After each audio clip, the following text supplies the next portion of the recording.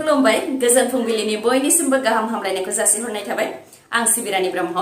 आसा खालामो नोंथांमोनहा गासैबो मोजाङैनो दङ नोंथांमोननि थाखाय आं गोदान मोनसे भिडिअ लानानै फैबावबाय अन्नानै भिडिअखौ जोबजासिम नायलांदो गावनि जिउनि सोमोन्दै जेबो सानालासे गुबुनखौ रैखा खालामनायनि थाखाय सनानि मेडेल मोननो हादों असि समरजित बसुमतारिया असि समरजित बसुमतारिया दैयाव बारजुमनानै सासे सुबुंखौ थैनायनिफ्राय रैखा खालामदोंमोन करिमगंज जिल्लानि पाथारकान्दी पुलिस थानानि सिङाव थानाय बैठाखालनि 48 बोसोर बैसोनि महन तान्तिया फुंनि समावनो गावनि जिउखौ फोजोबस्रांनो थाखाय ओंखारदोंमोन रिपर्टनि बायदिब्ला फुंनि 6 रिंगासो समावनो आसाम आरो त्रिपुराखौ फोनांजाबनाय लङाइ दैमानि दालांनिफ्राय महन तान्तिया दैयाव बारजुमनानै गावनि जिउखौ फोजोबस्रांनो नाजादोंमोन बेखौ नुनाय लोगो लोगोनो सुबुंफोरा पाथारकान्दी पुलिस थानायाव खौरां हरदोंमोन बे लेखायै असि समरजित बसुमतारिनि दैदेननायाव पाथारकान्दी पुलिस थानानि हानजाया नुजाथिफैदोंमोन बेयावनो महन तान्तिया गावनि जिउखौ फोजोबनो थाखाय दैयाव बारजुमनायाव असि समरजित बसुमतारियाबो गावनि जिउनि सोमोन्दै जेबो सानालासे गावनि खाखि ड्रेसखौ खुनानै दैयाव बाज्रुमदोंमोन आरो महन तान्तिखौ रैखा खालामनानै लाबोनो हादोंमोन बेबायदि गोहोगोरानि खामानि आरो बाख्नायजाथाव खामानि मावनायनि थाखाय आसामनि डिजिपि भास्कर ज्योति महन्त बिथाङाबो समरजित बसुमतारिनो आसाम पुलिस बिफाननिफ्राय सनानि मेडेल बान्थाबो होनाय जाबाय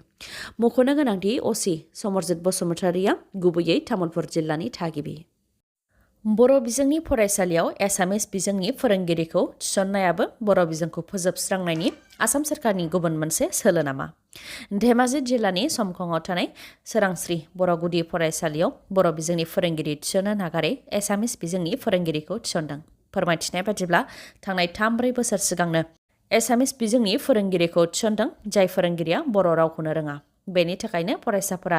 गोबां जेंना मोननो गोनां जाबोदों जायनि थाखाय दा फरायसालियाव खालि सादल' फरायसा दंसै गासैबो गुबुन फरायसालिफोराव मुं थिसनहैजोब्बाय होननानै फोरमायथिदों बेनिखायनो धेमाजि जिल्लानि समखङाव थानाय सोरांस्रि बर' गुदि फरायसालियाव बर' बिजोंनि फोरोंगिरि थिसननांगौनि दाबि खालामदों फरायसाफोरनि नखरनिफोरजों लोगोसे ओनसोलनि रायजो राजाफोरा गोबां जाथायफोरनि केसखौ पुलिसा मोजाङै बिजिरालासे केसखौ फोजोबनो थाखाय गुबुन महर होबोनायखौ जों मिथिबोदों थिग बेबायदिनो बुथारजानाय उन्दै गथ'साखौ गावखौनो बुथारनानै थैनाय होनानै पुलिसा केसखौ फोजोबदोंमोन बे केसआव दा सासे असिया एरेस्ट जाबाय दरं जिल्लानि धुला पुलिस थानानि असि उत्पल बराखौ आसाम पुलिसनि सिआइडिआ एरेस्ट खालामबाय मख'नो गोनांदि धुला ओनसोलाव 13 बोसोर बैसोनि उन्दै हिन्जावसा गथ'साया कृष्णा कमल बरुवानि न'आव खामानि मावनो थाखाय थायोमोन आरो बिथांनि न'आवनो उन्दै हिन्जावसा गथ'नि गोथै देहाखौबो मोननो हानाय जादोंमोन बे केसखौ लानानै उन्दै हिन्जावसा गथ'आ गावखौनो बुथारनानै लादों होननानै धुला पुलिसा फोसावदोंमोन फोरमायथिनाय बायदिब्ला असि उत्पल बराया रां लानानै बे केसखौ गुबुन महर होदोंमोन नाथाय जाथायनि सायाव थार बिजिरनायनि दाबि खालामनायाव आसाम सोरखारा थांनाय आगस्ट दानावनो दरं जिल्लानि एसपिजों लोगोसे सानै पुलिस अफिसारखौ सासपेन्ड खालामदोंमोन बेनि उनाव जाथायनि सायाव आसाम पुलिसनि सिआइडिआ गोख्रोङै नायबिजिरनायनि हाबाखौ मावदोंमोन दा असि उत्पल बराखौ एरेस्ट खालामबाय गावनि बिबानखौ मोजाङै मावालासे रां लानानै केसखौ फोजोबनायनि दायावनो आसाम पुलिसनि सिआइडिआ असि उत्पल बराखौ एरेस्ट खालामबाय सोरां मन्जु थियेटारनि बिगोमा चन्द्रकान्त मुसाहारिनो आसाम सोरखारनिफ्राय बिस्वजित दैमारिया 5 लाख रांनि चेक गथायदों बिस्वजित दैमारि बिथाङा फोरमायथिनाय बायदिब्ला सोरां मन्जु थियेटारा फैगौ बोसोरावनो आबुङै 50 बोसोर जासिगोन बर'नि गेजेराव फावथिनानि हारिमुखौ सोरां मन्जु थियेटारानो फोथांनानै लाखिबोदों सोरां मन्जु थियेटारखौ चन्द्रकान्त मुसाहारि बिथाङा गावनो हारसिङै सामलायबोदों माब्लाबा समाव गावनो सल'खौ लिरदों आरो माब्लाबा समाव गावनो दिथा होदों बेनि अनगायैबो हा हु फाननानैब्लाबो सोरां मन्जु थियेटारखौ चन्द्रकान्त मुसाहारिया फोथांबोदों गोबां जेंना जेंसिनि गेजेरजोंब्लाबो फावथिनानि हारिमुखौ फोथांनानै लाखिबोनायनि थाखाय थुलुंगा होनो थाखायनो आसाम सोरखारनिफ्राय 5 लाख रांनि चेकखौ होनाय जादों सोरां मन्जु थियेटारखौ जाहाथे बयबो लाङो आरो टिकेट बायनानै बयबो जाहाथे नायो बेनि थाखाय गासैबो रायजो राजाफोरखौ खावलायहरदों बिस्वजित दैमारि बिथाङा बेरेमोदैनिफ्रायबो गोदैसिन खोथा बुंनानै रायजो राजाफोरखौ आरो बेसेबां थगायबावगोन ABSU BoNsu बर' साहित्य सभा BPF आरो UPPL जायनिखि हाबाफारि जायाथों मानो फरायसाफोरा रावबो दाथां मानोना फरायसाफोरखौ लानानै फिन राजखान्थि गेलेबावनो हागौ होननानै बुंथिदों बिक्रम दैमारिया थांनाय 28 अक्ट'बराव दा डाइरेक्टर अफ एलिमेन्टारि एडुकेशन आसामनिफ्राय नटिफिकेशन ओंखारनाय जेराव गासै आसामावनो एसआइउ जानाय रेगुलार एसिस्टेन्ट टिचारनि थाखाय बर' बिजोङाव मोनसेबो पस्ट गैयैखौ लानानै बिक्रम दैमारिनि गोख्रों बिबुंथि बिथाङा सोंथि खालामदों दि जोंनि बर' बिजोङा बेबायदिजों माबोरै थांनानै थानो हागोन बिटिसिनि थाखायथ' पस्ट गैखाया नाथाय गासै आसामावनो बर' बिजोंनि फोरोंगिरिनि थाखाय पस्ट गैया सनितपुर गलाघाट धेमाजि गवालपारा गासै जिल्लाफोरावनो बर' बिजोंनि फरायसालिफोर दं नाथाय बर' बिजोंनि फोरोंगिरिनि थाखाय मोनसेबो पस्ट गैया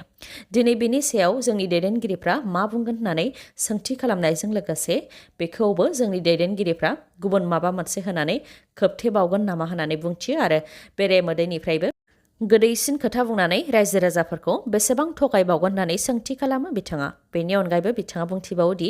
बर' बिजोंनि थाखाय मानो मोनसेबो फोरोंगिरिनि पस्ट गैया आरो आसाम सोरखारा बर'फोरखौ मा खालामनो नागिरदों बेखौ सरासनस्रा रायजो राजाफ्रा बुजियाखै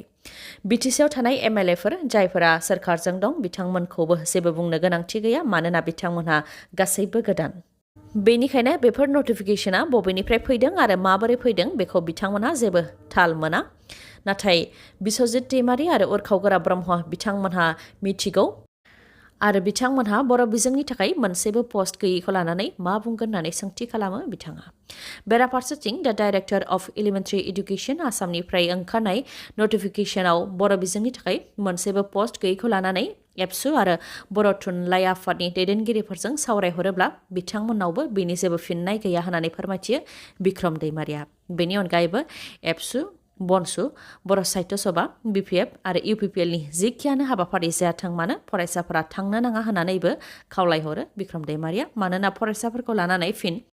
राजखान्थि गेलेबावनो हागौ बेनिखायनो मेल मिटिं मटर साइकेल एबा साइकेल सालायनानै धर्ना होनाय हाबाफारियाव लेङोबा फरायसाफोरा दाथां फरायनायाव गोसो हो आरो रावजोंबो बुरखायजानो नाङा जुदि नोंखौ मटर साइकेल एबा साइकेल सालायनानै धर्ना होनो लेङोबा नखरनि बिमा बिफा नङाबा बिदा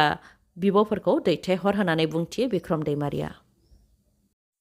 फोरमायथिनाय आंनि गुबुन मोनसे चेनेलाव गोदान भिडिअ ओंखारबाय नोंथाङा जुदि ब्लग भिडिअ नायनो मोजां मोनोबा आंनि सिबिरानि ब्रह्म ब्लगाव थांनानै गोदान भिडिअखौ नायहैनो हागोन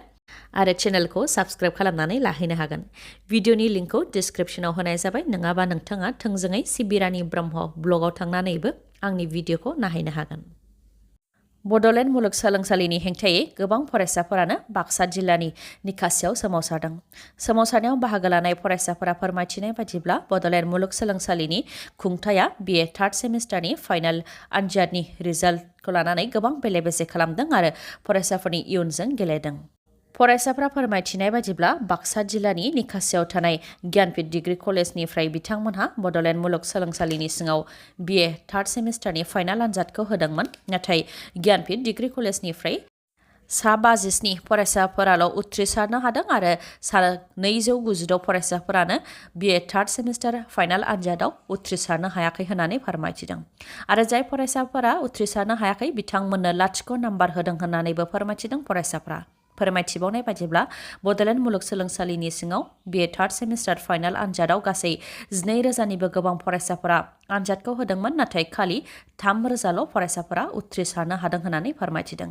बेनिखायनो फरायसाफोरनि रिजाल्टनि सायाव नायबिजिरफिननानै थार रिजाल्टखौ जाहाथे फोसावनानै होफिनो बेनि थाखाय आसामनि गिबि मन्त्रि डक्टर हेमन्त बिश्व शर्मानिसिम खावलायहरदों फरायसाफोरा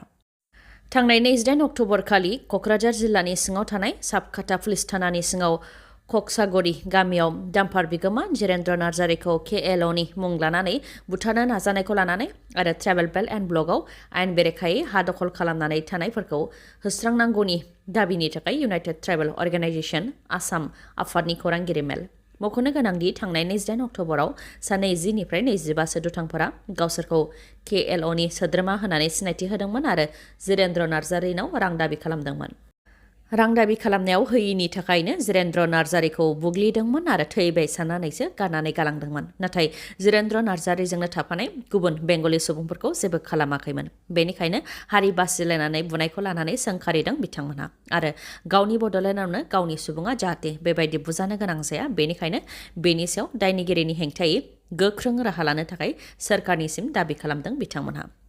बेनि अनगायैबो ट्राइबेल बेल्ट एन्ड ब्लकआव आयेन बेरेखायै थानायफोरखौ होखारनांगौनि दाबि खालामदों बिथांमोनहा हाइकर्टनिफ्राय जोबथा